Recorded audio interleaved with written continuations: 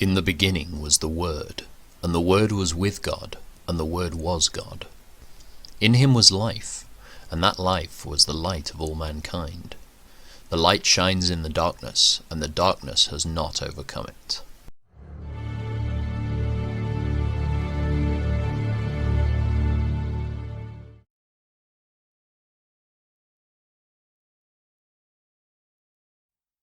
Now in those days Israel had no king. There was a man from the tribe of Levi living in a remote area of the hill country of Ephraim. One day he brought home a woman from Bethlehem in Judah to be his concubine. But she became angry with him and returned to her father's home in Bethlehem. After about 4 months, her husband set out for Bethlehem to speak personally to her and persuade her to come back. He took with him a servant and a pair of donkeys. When he arrived at her father's house, her father saw him and welcomed him. Her father urged him to stay a while, so he stayed 3 days, eating, drinking, and sleeping there.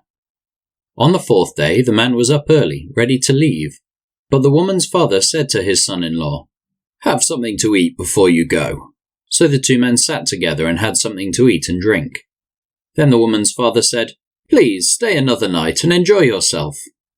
The man got up to leave, but his father-in-law kept urging him to stay, so he finally gave in and stayed the night. On the morning of the 5th day he was up early again, ready to leave, and again the woman's father said, "Have something to eat, then you can leave later this afternoon." So they had another day of feasting. Later, as the man and his concubine and servant were preparing to leave, his father-in-law said, "Look, it's almost evening. Stay the night and enjoy yourself. Tomorrow you can get up early and be on your way." But this time the man was determined to leave. So he took his 2 saddled donkeys and his concubine and headed in the direction of Jebus, that is Jerusalem. It was late in the day when they neared Jebus, and the man's servant said to him, "Let's stop at this Jebusite town and spend the night there." "No," his master said. "We can't stay in this foreign town where there are no Israelites. Instead, we will go on to Gibeah. Come on, let's try to get as far as Gibeah or Ramah, and we'll spend the night in one of those towns." So they went on. The sun was setting as they came to Gibeah, a town in the land of Benjamin. So they stopped there to spend the night. They rested in the town square, but no one took them in for the night. That evening an old man came home from his work in the fields. He was from the hill country of Ephraim, but he was living in Gibeah, where the people were from the tribe of Benjamin. When he saw the travellers sitting in the town square, he asked them where they were from and where they were going. "We have been in Bethlehem in Judah," the man replied. "We are on our way to a remote area in the hill country of Ephraim, which is my home. I travelled to Bethlehem and now I'm returning home, but no one has taken us in for the night. Even though we have everything we need, we have straw and feed for our donkeys and plenty of bread and wine for ourselves." "You are welcome to stay with me," the old man said. "I will give you anything you might need, but whatever you do, don't spend the night in the square." So he took them home with him and fed the donkeys. After they washed their feet, they ate and drank together. While they were enjoying themselves, a crowd of troublemakers from the town surrounded the house. They began beating at the door and shouting to the old man, "Bring out the man who is staying with you, so we can have sex with him." The old man stepped outside to talk to them. "No, my brothers, don't do such an evil thing, for this man is a guest in my house and such a thing would be shameful. Here, take my virgin daughter and this man's concubine. I will bring them out to you and you can abuse them and do whatever you like, but don't do such a shameful thing to this man." But they wouldn't listen to him. So the Levite took hold of his concubine and pushed her out the door. The men of the town abused her all night, taking turns raping her until morning. Finally at dawn they let her go. At daybreak the woman returned to the house where her husband was staying. She collapsed at the door of the house and lay there until it was light. When her husband opened the door to leave, there lay his concubine with her hands on the threshold. He said, "Get up, let's go." But there was no answer. So he put her body on his donkey and took her home. When he got home, he took a knife and cut his concubine's body into 12 pieces. Then he sent 1 piece to each tribe throughout all the territory of Israel. Everyone who saw it said, such a horrible crime has not been committed in all the time since Israel left Egypt. Think about it. What are we going to do? Who's going to speak up?" Then all the Israelites were united as one man, from Dan in the north to Beersheba in the south, including those from across the Jordan in the land of Gilead. The entire community assembled in the presence of the Lord at Mizpah. The leaders of all the people and all the tribes of Israel, 400,000 warriors armed with swords, took their positions in the assembly of the people of God. Word soon reached the land of Benjamin that the other tribes had gone up to Mizpah. The Israelites then asked how this terrible crime had happened. The Levite, the husband of the woman who had been murdered, said, "My concubine and I came to spend the night in Gibeah, a town that belongs to the people of Benjamin. That night some of the leading citizens of Gibeah surrounded the house, planning to kill me, and they raped my concubine until she was dead. So I cut her body into 12 pieces, and sent the pieces throughout the territory assigned to Israel, for these men have committed a terrible and shameful crime. Now then, all of you, the entire community of Israel, must decide here and now what should be done about this." And all the people rose to their feet in unison and declared, "None of us will return home. No, not even one of us. Instead, this is what we will do to Gibeah. We will draw lots to decide who will attack it. 1/10 of the men from each tribe will be chosen to supply the warriors with food.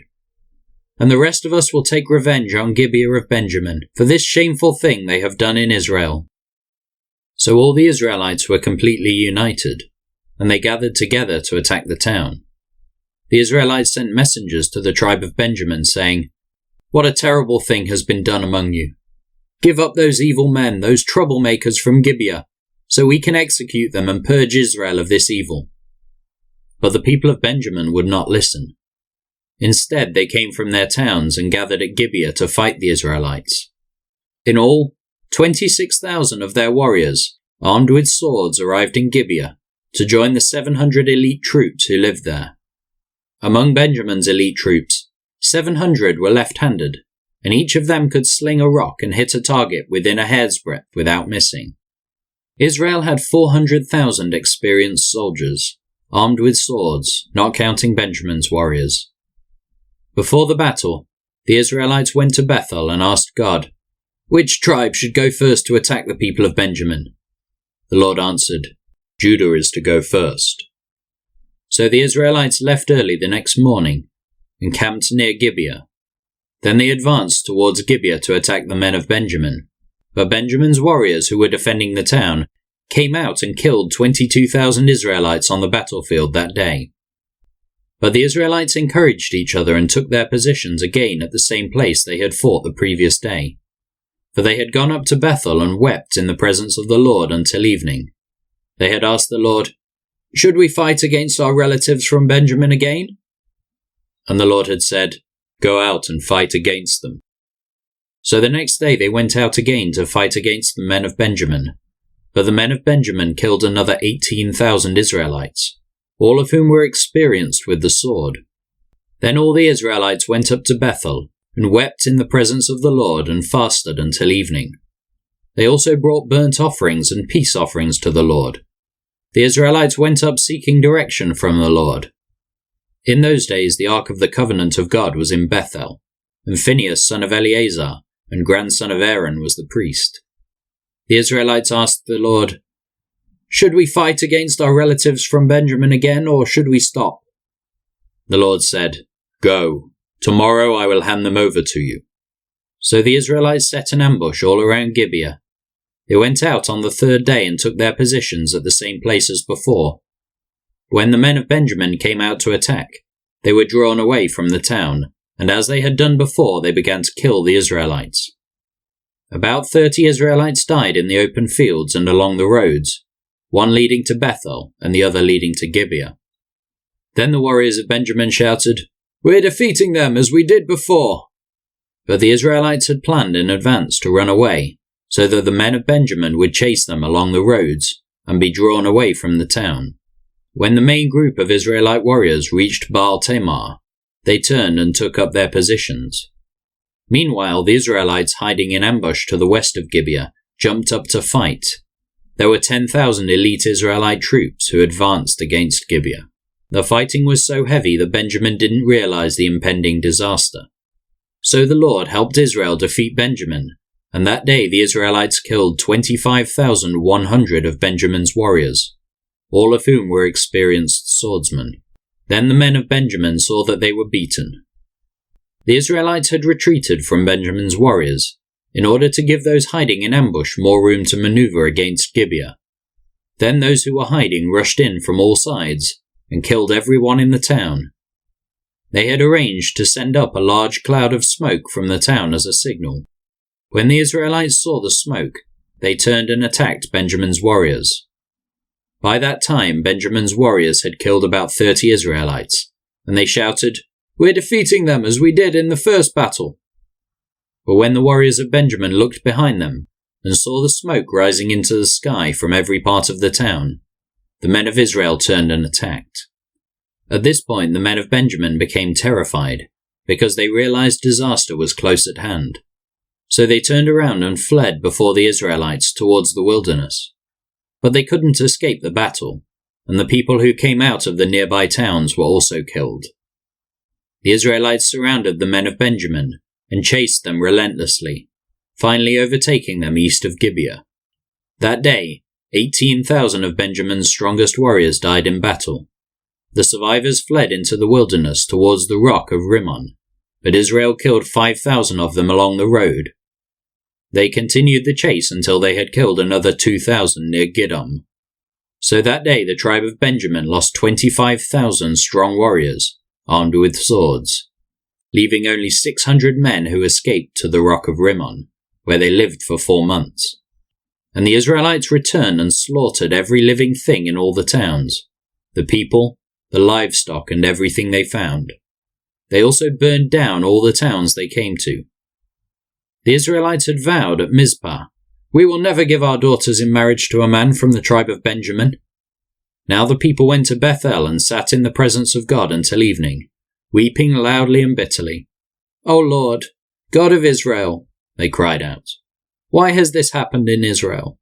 Now one of our tribes is missing from Israel." Early the next morning the people built an altar and presented their burnt offerings and peace offerings on it.